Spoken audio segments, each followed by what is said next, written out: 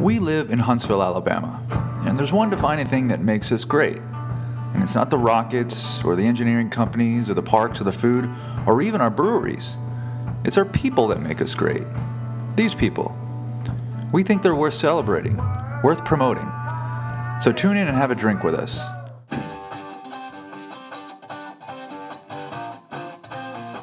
This is Tom. And I'm Joe. And this is KnowHuntsville.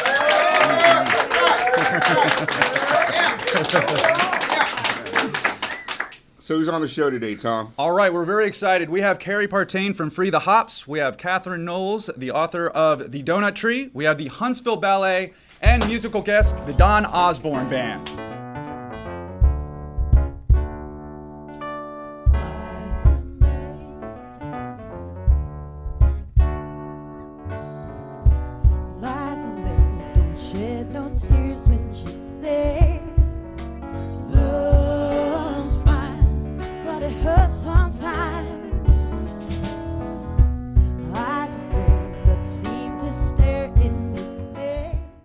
Old Town Beer Exchange is a bottle shop and craft beer tap room in downtown Huntsville dedicated to the celebration of the Southern craftsman. With over 30 craft beers on tap, we have something to satisfy anyone's palate. Check out our website or Facebook page to see what's currently on tap.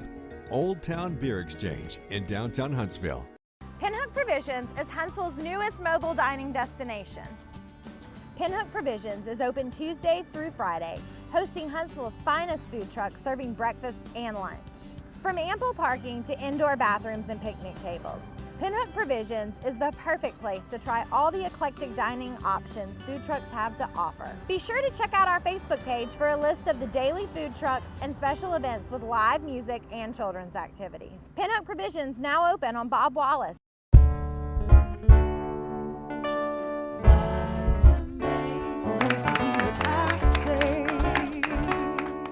All right, we are back. Again, this is KnowHuntsville. That was the Dawn Osborne Band. Very good. And we are excited today because we have Carie Partain from Free the Hops in here. Everybody give it up for Carie in here. And Free the Hops.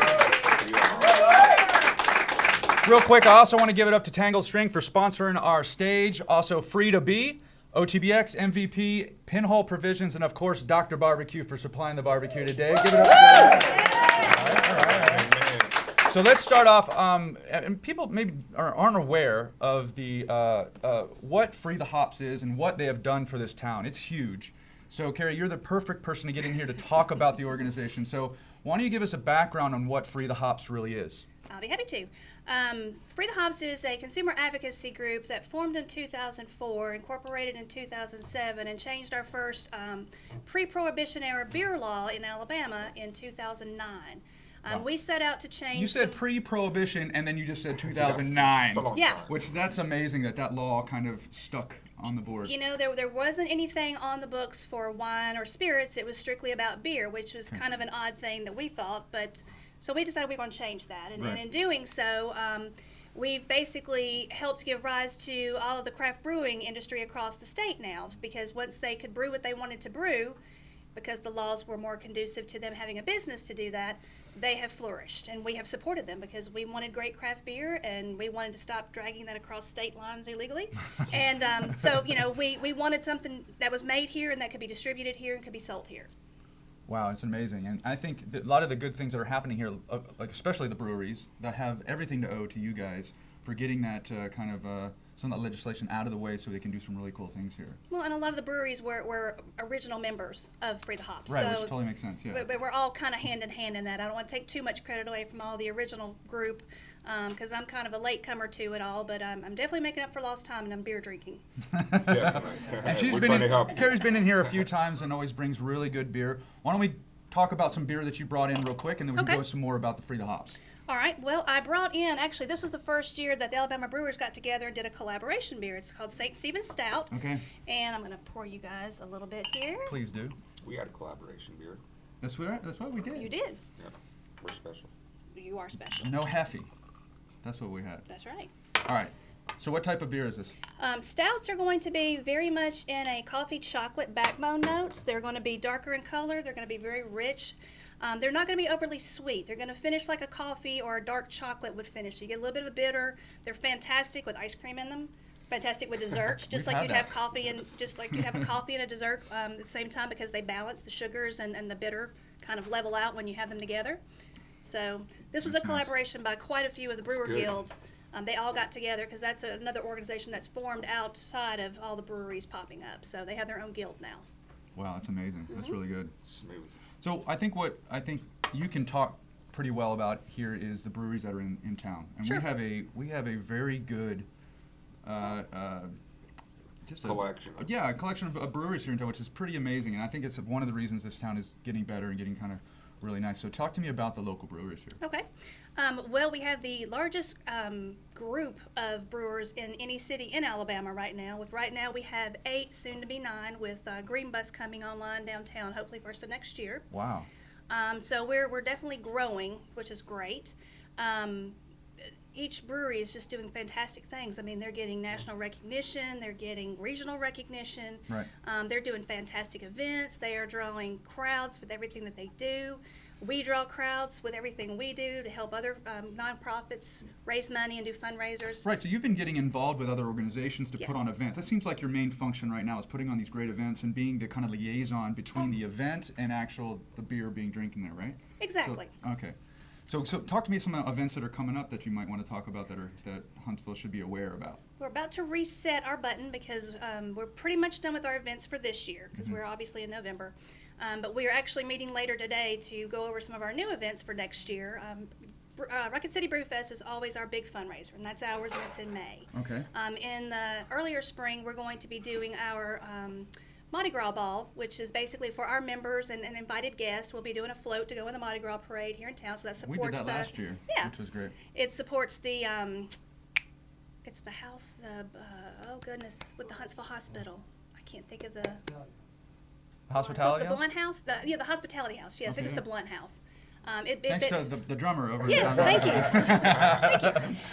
But that's one of those ways where we try to get our groups involved with other groups, because we all support each other, and that's the great thing about this town is everybody is maybe not from here, but we try to make you feel like you're from here if you're not from here, and if you're from here for a little while, you become from here as you go out into the world, and that's one of the greatest things about craft beer, because it brings people from all different walks of life into the same conversation that may never be in that conversation otherwise. It's beer bringing people It's together. beer. It's beer. That's what I always said. You can't really beat that. So you can find more information about Free the Hops at freethehops.org. Yes. Right? Yes. So how does one become a part of the organization to help out and get the awareness out there and really help out to kind of spread the word about it? You know, we post our meetings. They're out on our website. They're also on Facebook. Okay. We have one this afternoon at Liquor Express a little later. So if you're interested and just want to pop in and see what it's all about, we'll be happy to share ad nauseum with you and talk about beer and drink beer and talk about beer. And there's beer. Yeah, there's always beer. There's always beer.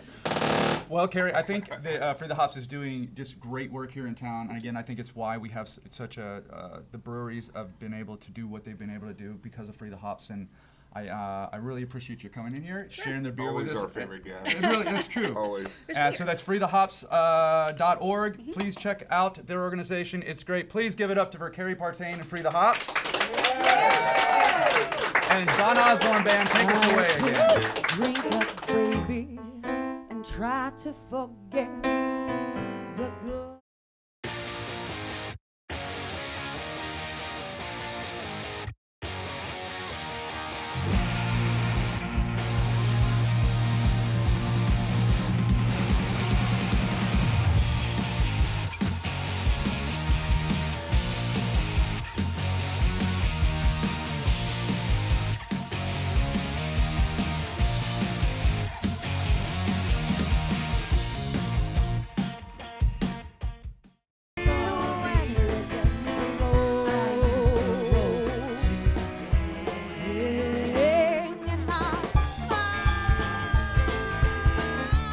We are back. This is Huntsville. That was the Dawn Osborne Band on the Tangled String Studios Awesome. sponsored stage. We also like to thank our other sponsors, Free to Be, OTBX, MVP, Pinhook Provisions, and of course Dr. Barbecue for bringing in the barbecue today. Yeah. All right. Chip, Larry.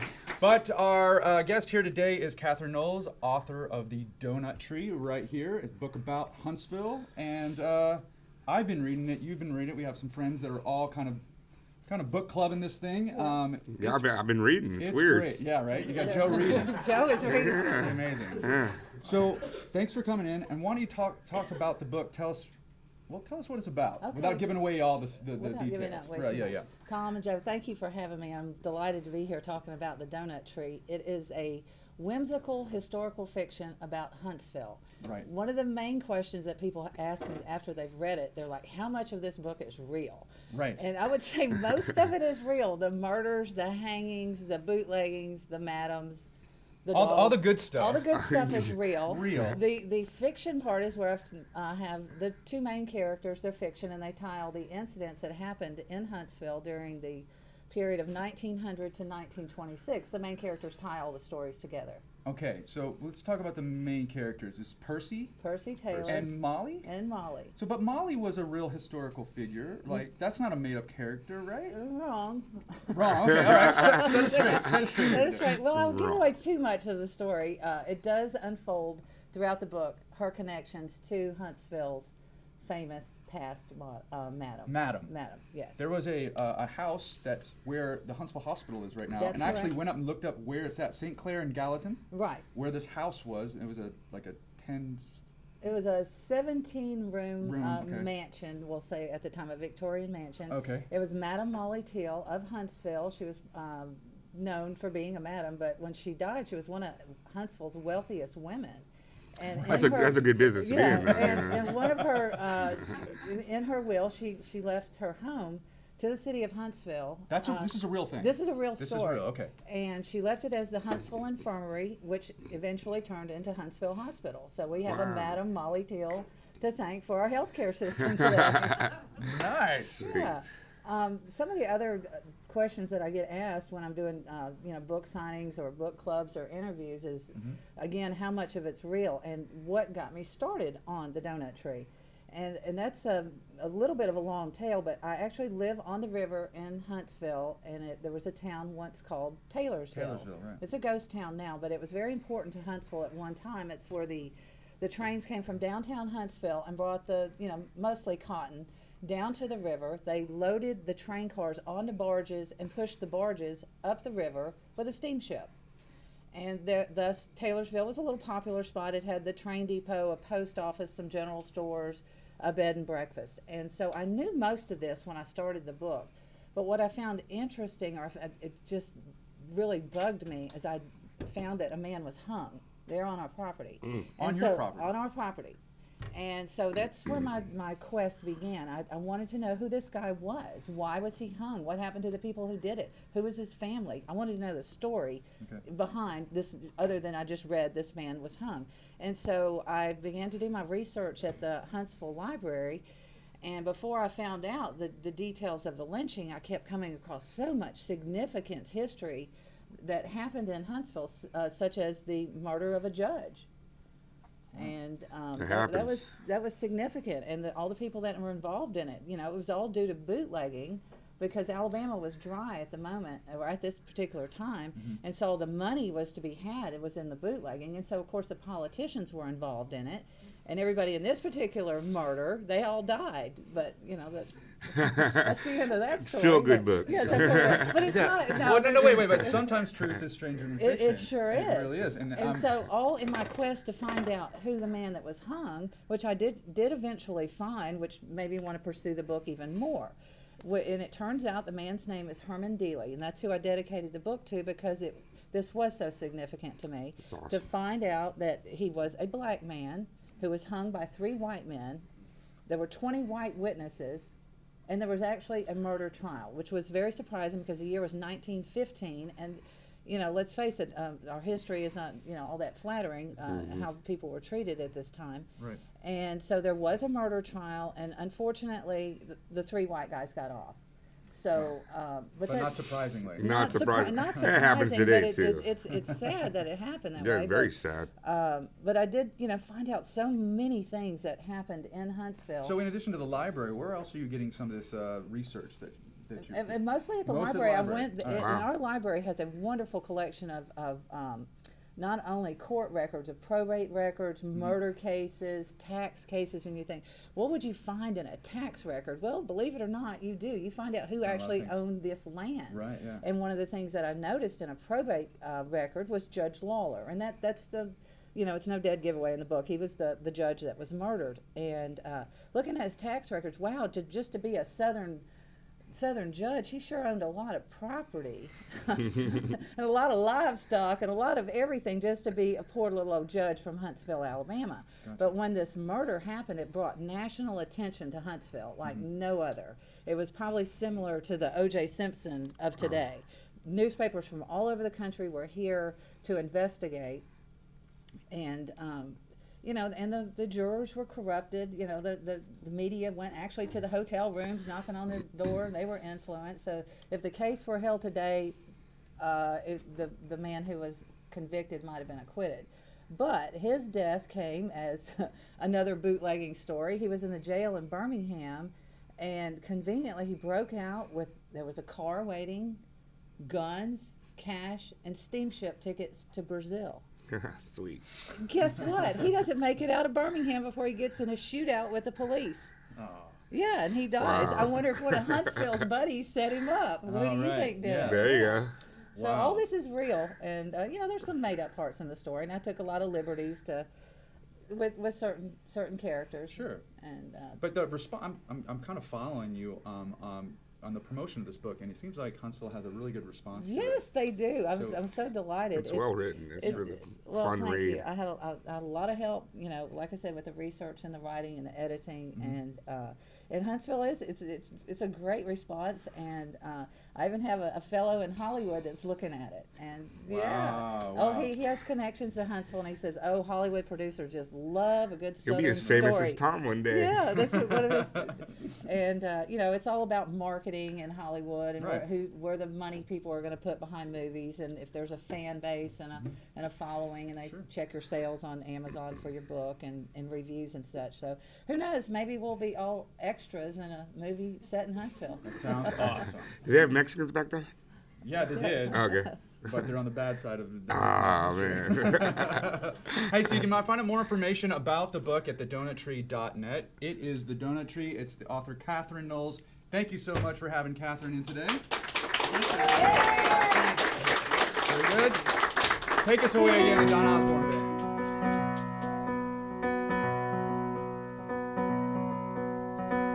When did I become a mortal being? Well, hello and welcome to the Tangle String Studio. We pride ourselves in having excellence in quality sound and production in our concert venue. Our room has been treated so that it's an amazing listening concert venue, as well as all the comforts of home here so that it looks great and feels great to our audience. On our shop side, I build acoustic guitars and mandolins, all custom-made instruments designed to meet the artist's needs. So come see us at Tangled String Studios. We hope to see you here soon. Old Town Beer Exchange is a bottle shop and craft beer tap room in downtown Huntsville dedicated to the celebration of the Southern craftsman. With over 30 craft beers on tap, we have something to satisfy anyone's palate. Check out our website or Facebook page to see what's currently on tap. Old Town Beer Exchange in downtown Huntsville. It's made to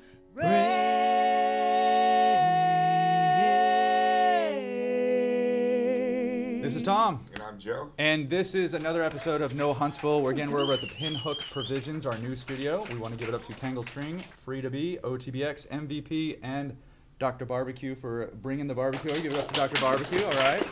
Very good.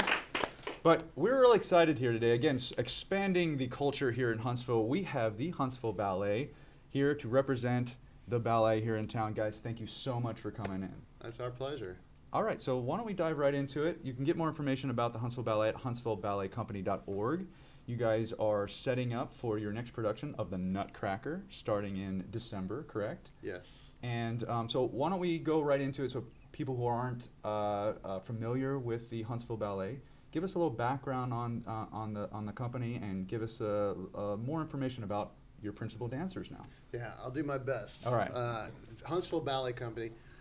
It actually started out as Community Ballet Association about 52 years ago. So wow. Yeah, it's it's pretty old. It's as old as a symphony. It's been around a long time. And I can only speak, obviously, for the last 8 years. That's how long my wife and I have been here, directing I direct the Huntsville Ballet Company, and she directs the Huntsville Ballet School. Oh, wow. But most of the community still knows it as Community Ballet Association. Okay. When we came, we sort of changed the name to line up with other professional companies around the country, where they would have Huntsville Ballet Company or New York City Ballet Company or New York City Ballet School. And that's what we try to do here and use those places as a model. Okay. You know, we are gearing up for the Nutcracker, and we have over 150 dancers in the Nutcracker. Wow. And they've been rehearsing very hard today, and we just actually came from a performance over at the Art Museum. We have a great marketing director, by the way, Amy Price, who has been shuffling us all over the town, trying to get us as much exposure as we can. Sure. For the Nutcracker, but also for the company in general, because it's so amazing that we have 2 principal dancers here in Huntsville. Yeah, let's talk about these guys right here are new additions to the company, like 3 months, right? You're still kind of fresh. So Yeah. talk about our dancers now. Well, this is Jason Piscasio and Sarah Pouts, and I met them about 4 years ago when I needed some dancers to come up from San Antonio to dance with us, and they were gracious enough to accept, and the rest is history. They came back and have been guesting with us for a couple of years, and the opportunity arose for me to be able to hire them full-time here in Huntsville. And bring them over here. Yeah, and I didn't have to beg too hard. I mean, I did have to beg a little bit, but. And when you talk about principal dancers, that means you guys are the main attraction then for the company, right? Is that what the principal dancers mean? Is that? Yeah, they are basically. Right. They're my right arm, right, and my left arm in this situation. But you know, they're sort of, you know, like maybe I'm the face of Huntsville Ballet as a director. They're the face of Huntsville Ballet as the dancers. This is the best of the best, and actually they're of the same quality of any principal dancer in this country, whether it's San Francisco or New York. Wow. You guys got to come out and see these guys. So. Yeah, they just danced on stage, absolutely gorgeous, just beautiful. You guys, how you move, and I mean, I was blown away. So. Very impressive. And I can see why they're the principal dancers. When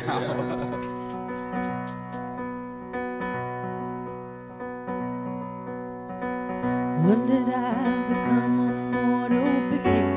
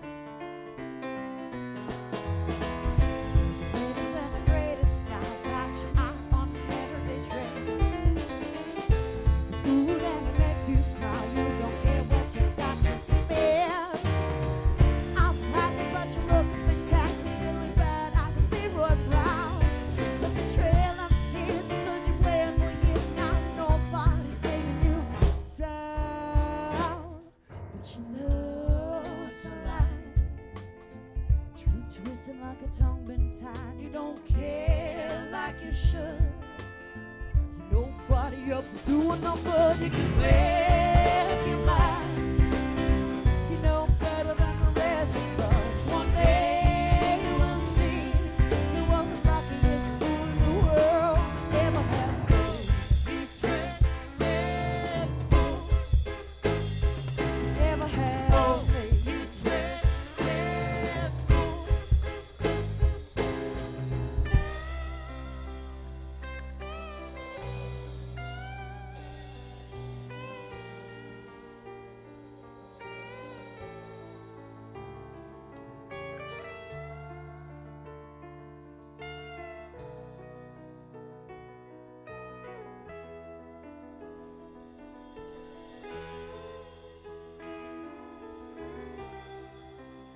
Behind the closed door, I sit and stare at the floor, thinking no one can hurt me no more.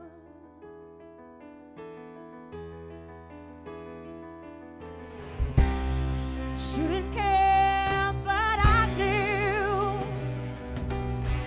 I know it's wasted on you. Twisted heart, twisted mind too.